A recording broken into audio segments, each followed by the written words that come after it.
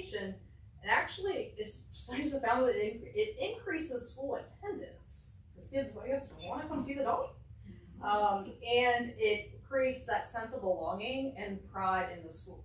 Now, I'm not saying that I'm going to go get one of these, but how cool would that be to have a pointer therapy? I was just right? that. That would be awesome. Like, it would be a mascot. It'd be, you know, that would be great. We were all thinking. That would be like. Yeah, see, we were all thinking. I'm like, I would think a pointer would be a good breed, but you can. If as long as they're like engaging and they want to say hi, they would make a good therapy dog. Sometimes all they can care about is a bird. But what you were saying about the oxytocin, that's why golden retrievers actually make really good therapy dogs because they're genetically overproduce oxytocin, so they're like almost too happy. So that's kind of why they make good service dogs and therapy dogs. And that's why, like, I have a golden doodle. So she's a golden retriever with poodle, so extremely intelligent, about the same size, extremely loving, and same thing. They have that hormone that goes through them. That's why they you know, kind of made the golden doodle. It's because they have the best traits of both breeds and put it together. But typically, yes, you will see the golden retrievers, and I think the golden doodles are becoming more, but anything can really do it as long as they got the right temperament. So, talking about reading with students, which is pretty cool because our guest here actually wrote a book when he goes to school. And I'll let you see it. You can pass that around. And this is one of the things, like if we were like, hey, you know, if you don't come in once a week and meet with our students, she could visit library classes during specials and go through the book and teach about the therapy dog program in general.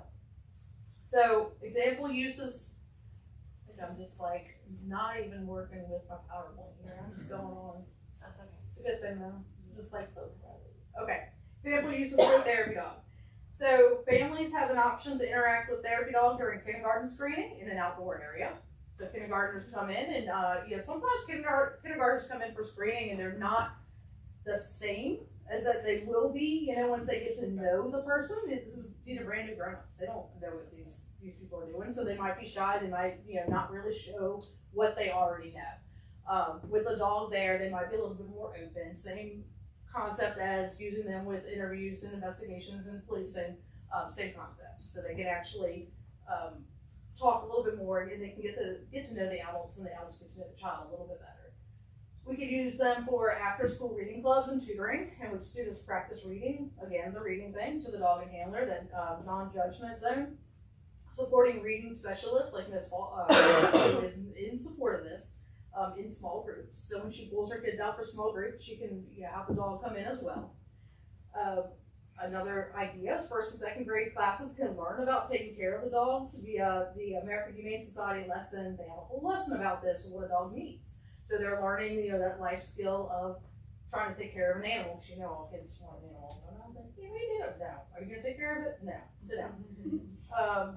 Crisis and mental health response to students experiencing that dysregulation, like, you know, child is throwing stuff around the room or just doing what they do. And it's just another tool for us to be able to try. It might not work every time, but it might work some of the times, and that's all we're here for, right?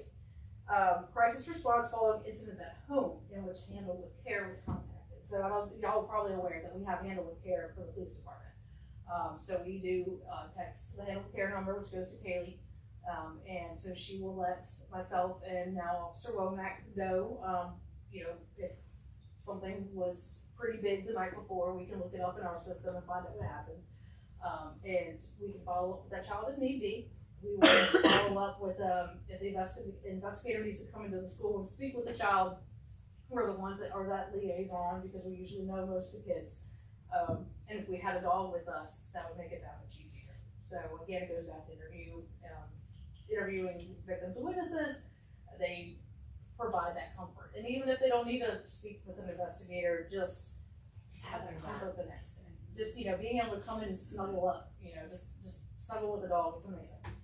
And then any other mental health, educational, or community relation event requested. You know, if the public schools is having, you know, National Night Out, we can go out there with the dog for National Night Out, or any other public school event, trunk or treat, anything like that. The dog can be there kind of like the mascot and just showing that community that we're all in this together and that we're looking at these innovative ways to engage our kids a little better and then help them out.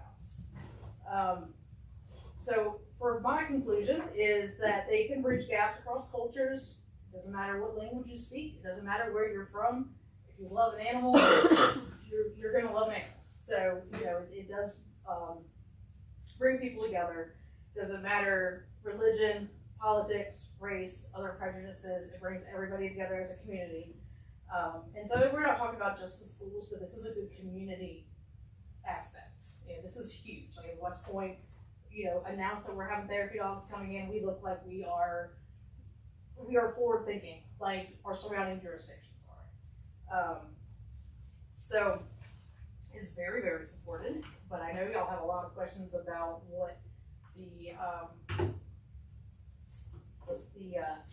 what makes a therapy dog better? Like why, what are the things in place to protect the school from liability, to protect the school from, anything, bites, things like that. And one of the biggest things is how these dogs are trained. And you can speak a little bit on the requirements to be a therapy dog to begin with. Well, that was really good. And I'm embarrassed with my 90s poster board. These are all new I'm tent. old school. Things. So yeah, here's some pictures of her. So they do have to be certified to go into a school. We do CGC, it's Canine Good Citizen Advanced, so that qualifies them to go to police department, schools. Some hospitals do require different organizations that they're contracted with. But that's basically an obedience test, behavioral test. They can't have any problems with, obviously, kids, fighting, things like that. That'll just disqualify them. Noises, they're scared of noises. She's very confident. Some of the things we do, reading, is we go once a week on Mondays, read with the kids. She will literally lay in their lap, start snoring on them. They love it. Whether they're having trouble reading, it helps them, or they've earned it. The kids need reward too. That's our superintendent in New Kent. And a lot of this kid that here is nonverbal, and teachers have noticed a lot of, he's really enhancing his language skills, and when he sees her, helps him, get out of the shell a little bit and stuff like that. So, and then we do retirement homes too, Winnie and I, and it's really, I know it's just schools, but some, residents are completely depressed and don't want to leave their homes, and Winnie's brings them out. So, yeah. Let's see what else. They do have to be a year old. So in New Kent, we do have her little cousins. They're puppies. They went through training, and the school is allowing them to come in. They're with the New Kent Sheriff's Office one. The other one has a counselor has one. But once they're one, then they can be certified. And they're required to be well groomed at all times. They can't come in. You're not going to get a dirty, fleas and mud and all. They have to be very well groomed. They have to have babies. Yes. Someone commented on her breath, and I usually do brush her teeth. Kids will notice everything. It was wonderful. Okay. Kids will notice any little thing like that. So you do want to have a clean, well-trained dog. It's acting like that. She just turned 2, so she's still puppy a little bit. Yeah, but she does really well. And as far as insurance goes, handlers typically have their own So insurance. yeah, so we use our insurance with our company. I'm not honestly sure how the schools would work in New Kent Sheriff's. I think that's the sheriff's office would be separate. But if you go through an organization like Therapy Dog International, you pay into it, and then they have insurance for you. But you really want to be confident in your dog and know your dog and know the training and everything like that, because it really is on you. Let's say she does ever bite a kid or something and sue, it would be on the handler. So I don't work for the school, so I'm a volunteer, so it'd be on me. I don't know how it would work if you do work for the school, and so I'm not sure on that, but that makes sense. Yeah, as far as my understanding was, is if you're a volunteer, you are covered. Alliance Therapy Dogs is the same way. They cover it, and then you can buy additional, a handler typically takes care of that, especially if they're volunteer going into the different facilities. So, I know that if y'all decided that this is something you want to look into, we would have to notify parents and guardians, obviously, and they could have an opt-out. So if they don't want their child around the dog at all, I wouldn't send out an opt-in, because I would be 399 out of 400 kids that would say yes. But you might get one that's going to be like, no, I don't want my child, they're a little scared or whatnot. So they can opt out, but now I will say even fears of dogs can be overcome by these dogs. So, a lot of times, like, and I'm not sure about that either, because I know that you can, I don't know if I throw them under the bus, but we've never had to send out to parents, and it's just taken on. Every parent is really supportive of it. She's actually been on the news like 3 times. yes. You can, but yes, when kids are afraid or a little bit on more the special needs class, it's like a simulation that is like a little bit different for them. So like having them like maybe hold the leash or kind of touch, it really like helps them with their confidence building. So sometimes I never just let her go up to everyone. I always ask them first, even though she could. And sometimes they're a little more hesitant. And I've had one girl who was so scared. She had a bad, trauma with the dog, and she's kind of the dog to ease into that. And by the end, like every week, she'd be begging to like visit with Whitney and stuff. So it really helps build their confidence, if anything, if you have a well-trained dog. So, And teaches kids how to approach a dog, when, difference between service dogs, things like that.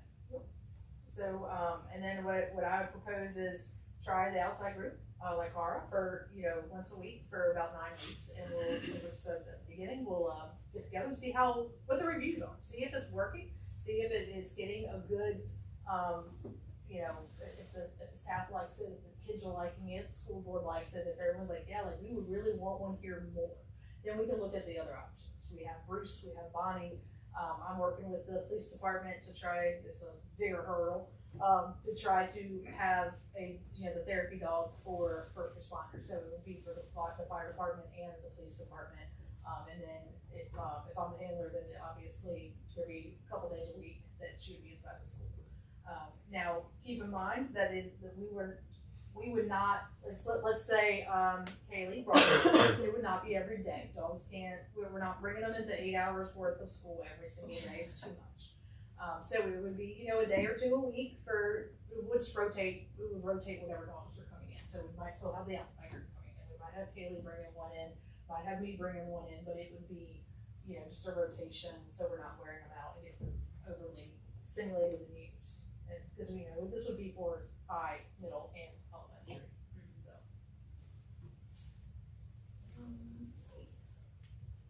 And of course, Newton Sheriff's Office is very well versed in this after the last few months. And they I've already been, for the PD side, I've already been in contact with Captain McLaughlin and Sergeant Mitchell, who are, personal friends of mine, and trying to get it going on the PD side and how they did it.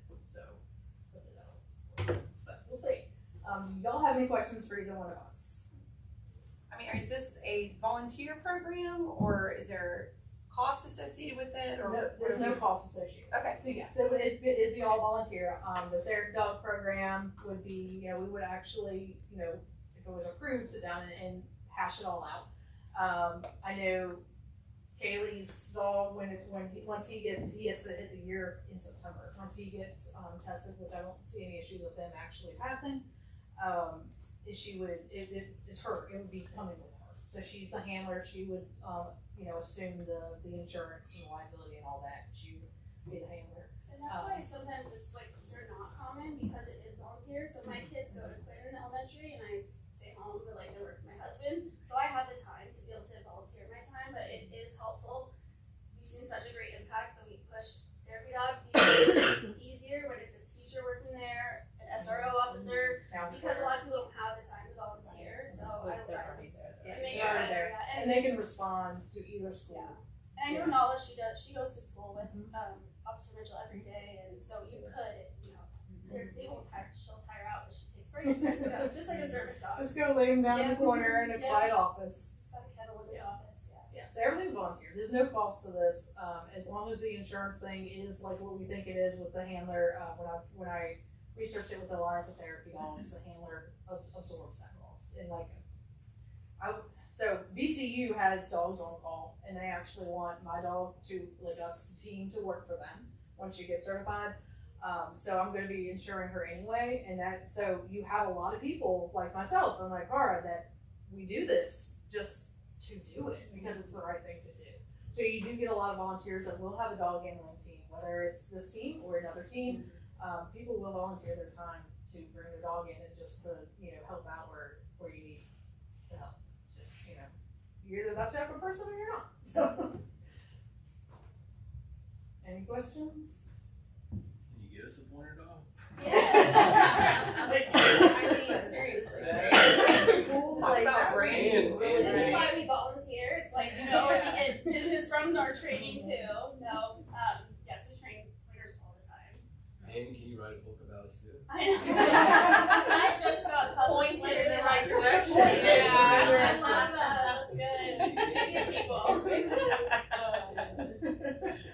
We have to see how the first one does. I literally just published it last week. So. Oh, really? Oh, that's Yeah, it just exciting. came out. Congratulations. Yeah. That's awesome. That's exciting. Any other questions? Sorry, I know we all these people have a pointer. That's what everyone was calling. Yeah. I told Quinn that they need to change the mascot from bears to Yes. golden. So, there you go. Yes. Do you have bandwidth to bring Winnie to West Point? Or is- Yes, I don't think I can commit to like once a week just because it's 30 minutes and I'm do like different things. But I would definitely come. Why don't you guys need me? Here, Yeah, there, and I have couple another weeks. handler group that would. You do, okay. Yeah. Do you really need board approval for this, or you Or you just let us know. just, Giving them I just want to opportunity, see Winnie giving them today. opportunity Yeah. to share. No, I would love to come back to your school with Winnie and even read the book to the kids. I used to, when I first started at Quinn, I would bring a therapy dog book and everybody was like, that's not Winnie. So I was like, you write something for her. So I believe our next steps would be to have some discussions with the leadership team. Also reach out to legal and to our insurance, just to make sure all those things are covered. And then we can be in contact with how we can, if everything works out, then we can get in contact with them about bringing the dog to Sounds good. our schools. You want to say goodbye to Winnie? Thank you all for coming. Thank you. Just got a little bow on.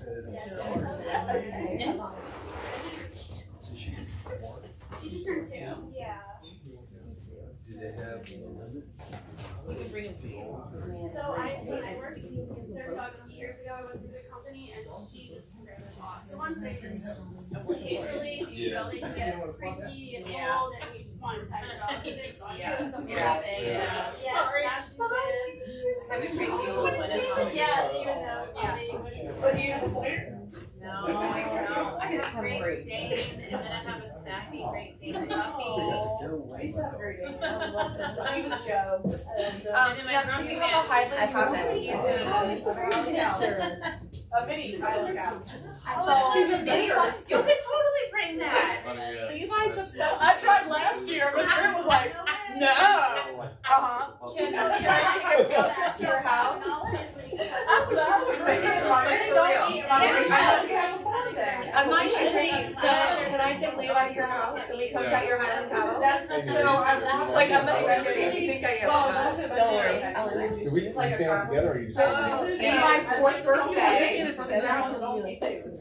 Levi's 4th birthday, we had a travel cuddle come over to our house. He's obsessed with animals. He wants to be a zookeeper. I know. And we happen to be in Cincinnati, so we get the national do. And believe that's where Levi wants to work. But no.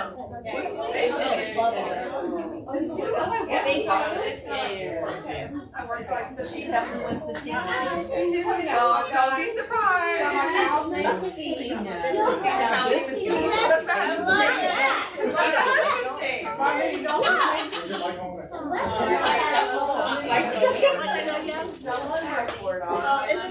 She's 1 of 5. And I say she's. I don't have a favorite, but she's my favorite. I'm gonna send you an email. I'm gonna send you an email. We're all Saturday. Thank you very much. That's on the road, so all the kids would walk from way down the road just to go to like kind of. So you guys admins? That is adorable. We just turned a year Yes, old, so it's I'm more sorry. fun. Oh my gosh.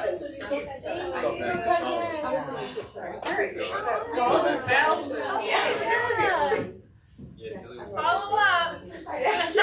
Again. There we go. Oh, yes. I've heard of Coach. I know. Also, the famous golden. Yes. Come out and read it. Thank you. You want to take a picture? Follow that opening act. Dr. Hauser's ready to go. Mr. Leach, I'm assuming we do not have any delegation. No. Oh, I said, sorry. I got you. It popped up, I was like, oh, Yeah, she's like, she doesn't really know. Thank you. Come on, Lenny.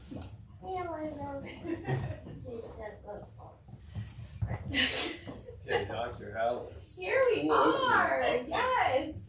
There's been a lot going on, so here we go into the 2025-2026 school year where we're pointed in the right direction. Look at those three gentlemen there. I like that shirt. Yeah. It's really nice. So we started our official school year on August 4th when we welcomed our new instructional staff. And this year we had six new instructional staff, and 3 of them were people who were not brand new to us but are now moving into a more instructional capacity. But in the past 2 weeks, part of what we've been doing is we have hired 3 more people. So now we have 9 new instructional staff, and I'm really sorry they couldn't participate in the orientation we had on August 4th because it was a great day of togetherness. We did go down to the Historical Society Museum and talk about classroom management, best practices for instruction. They were introduced to their mentor teachers, and so it was a really great day together.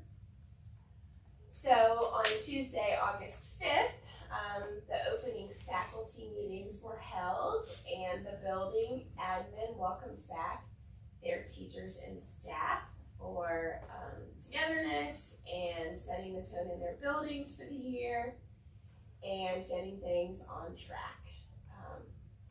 So the beginning of the learning process for the next couple of weeks of pre-service.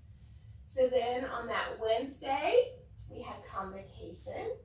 We were able to celebrate Ms. Waddy in her 45 years of service, but also celebrate some of the successes that we've had last year and our new people coming on board and recognizing our service for teachers and staff who've been here 10, 5, 15, 20, 25 years. We had great speakers because it was us. And we had Mr. Jenkins, and also we had the town mayor. I would include in that us, or? Oh yeah, great speakers. And Mr. Jenkins. We had great speakers and Mr. Jenkins. No, we had some wonderful speakers. No. I'm sorry, I didn't mean to imply that. We had Mr. Jenkins and Mayor Lawson speak, and then we all spoke because we thought it would be best for us to talk to the staff. For the past few years, we've had guest speakers, but we spoke to the staff, and it was tremendous. Mr. Jenkins was right on point with what we had planned to talk about with the RISE and our strategic plan. So we were able to get everybody pointed in that direction for the year. We had a wonderful fellowship with lunch. Everyone loved the taco bar and all of that. That was awesome. And then in the later morning, we had opportunities to go to different sessions where they rotated through innovation and instruction and communication. So that was wonderful. I thought convocation worked very well this year. We got a lot of positive feedback that it did. So then over the next 2 weeks, we had additional division level trainings for our English language support, for crisis prevention. We had some behavior support with TTAC coming in. And we had preschool. A different element of TTAC came in to work with our preschool. We had gifted trainings, and then the buildings worked on their school-based initiatives, which all tie into the RISE. So then August 13th, we had open house. So in the morning, the pre-K and the kinders came in on the bus at 10 and got to meet with their teachers and go over the plans for the year and orient them. Then we had staff visit each building with their children so they didn't miss anything. And then 1st to 12th grade in the late afternoon, evening. visiting the teachers and delivering supplies and everyone meeting each other for the first time. And then we had food trucks and a pep rally, which was held inside because of the rain, but poor Miss Goodwin, I managed to pull Miss Goodwin into the pep rally only as the alma mater began, which was embarrassing, but we still covered our hearts and tried to sing along. But the pep rally was a great way to start and lots of excitement there. So August 18th, yesterday, we had our first day of school, and like Dr. Frazier said earlier, everything went off very well. There's always a few little hiccups, but it went great. And I just wanted to thank you because every single one of you all were there yesterday, and that makes a difference to us and to the students and to the parents. So thank you very much for being there because it makes us feel like we're all pointing in the same direction.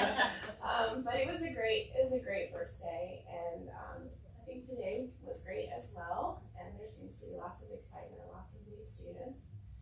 Not as many new teachers. We've come down from 17 and 19 new teachers to 9.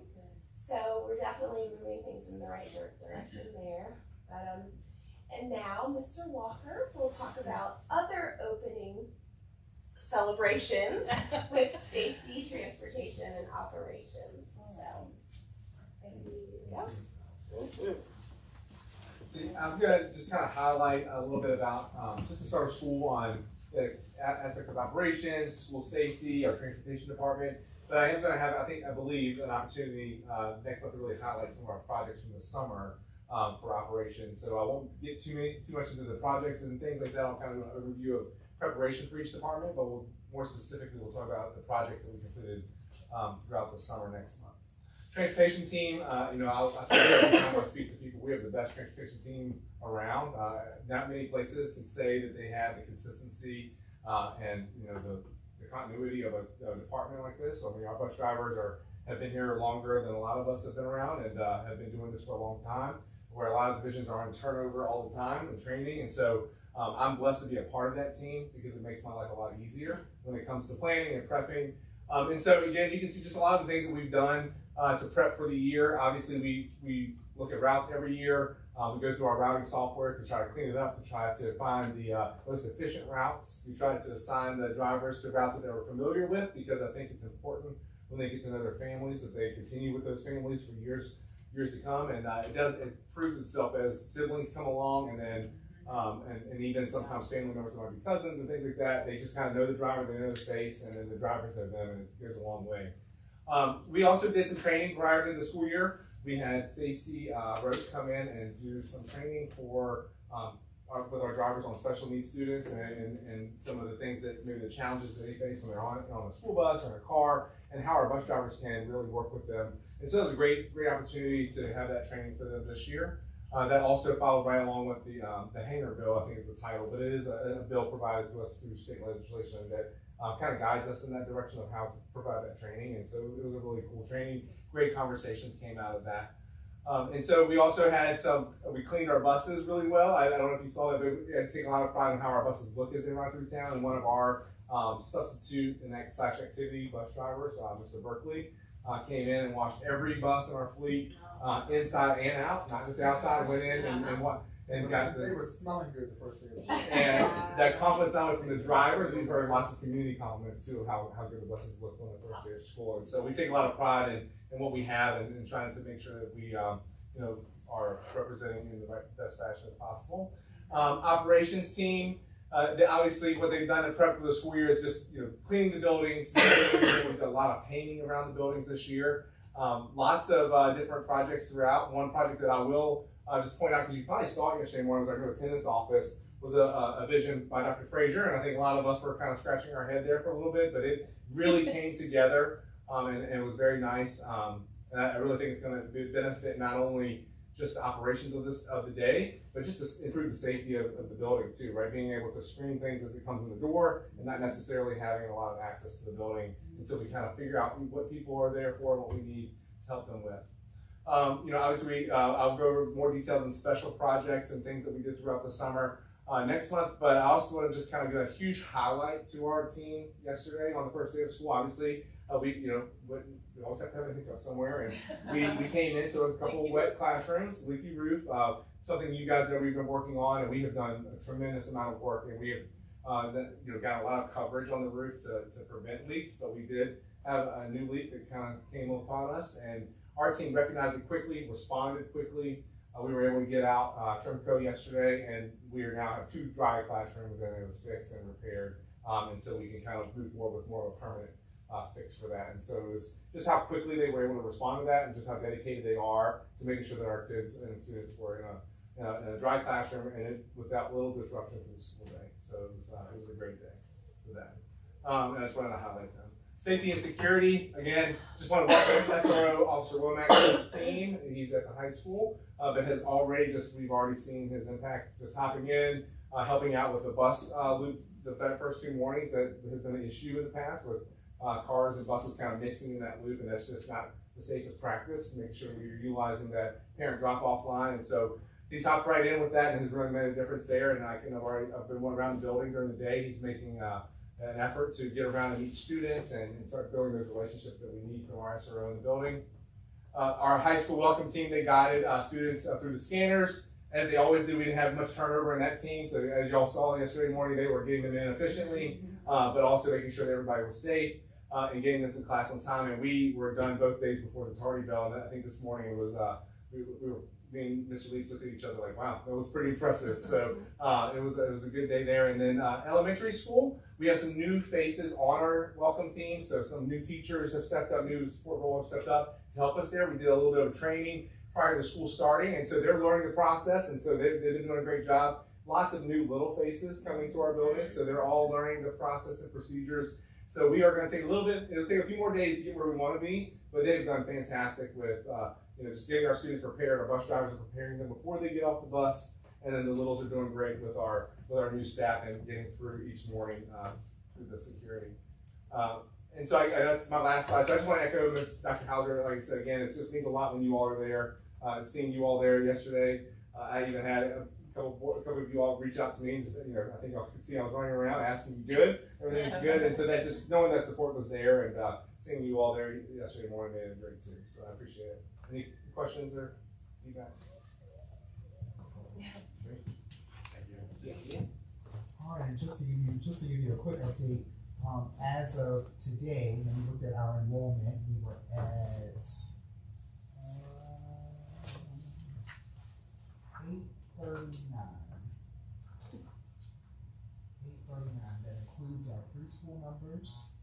So when we look at our K through 12, we were looking at 807, and then preschool takes us up to 839. And so we know that students potential are still coming. And so we will continue to monitor our enrollment, and we'll monitor grade levels, just like we did with 4th grade, that may need additional support. And we will provide another update September 14th as the year. All right. Next up, division leadership structure. right. So in your board packet, you will see our updated division leadership chart. This is something that we have put in place since I became superintendent, making sure that we are clear and transparent in our leadership structure throughout the division. This updated chart will be posted on our website, which is always there, so people at any time can see what our structure is. One thing that is significant in this reorganization in our division is last year when I presented to the board, I told the board that we were going to hold off on hiring an HR director, and so we shifted that HR position and we created a director of technology assessment and innovation position. So that was done at no additional cost to the division. So those funds that was allocated for human resources, and we allocated those funds to the director of technology assessment and innovation position. And that alleviated some of the duties of Mr. Leach, our assistant superintendent, so who has now taken on the HR responsibilities. And so that position, while it is new on our organizational chart, it is not new. There is no new funding that goes with that position. Also on this chart, you will see the new position of the coordinator of school safety, but we also know that that is a grant funded position, and so that is also no additional new funds from the division toward that position.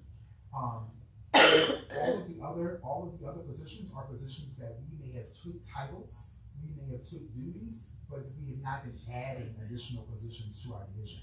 It may look like a lot to some folks on the outside to see it all in one place, but I think it's important to see how everything is connected to each other. In every organization, you should see what the flow is and how things work together. And so you can see that with the school board and then myself being at the top of the chart, and what positions report directly to me, and then what things our chief academic officer and our assistant superintendent help me in supporting and leading on a daily basis. We also did add some stipend positions as the ITRT positions are stipend positions. Those are full-time teachers who are doing their regular teaching duties. They are just receiving a stipend for additional ITRT assistance that they can provide to teachers within their buildings.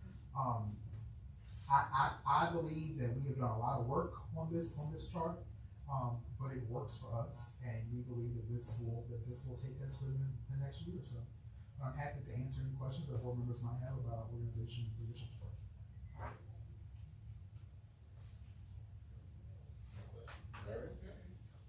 Thank you, Dr. Frazier. Next up, we've got items under study. We've got some policy revisions, so about over 50 pages of revisions. We'll look to take action on those next month. Yep, and there is one policy on the opioid policy that does need to be formatted and added to our West Point format. That one was still in that packet with the ESB format, and so we will get that updated. That will be in your packet next month. And as always, if you have any questions about any of the policies, please feel free to reach out so we can get questions answered prior to. All right, time for some action.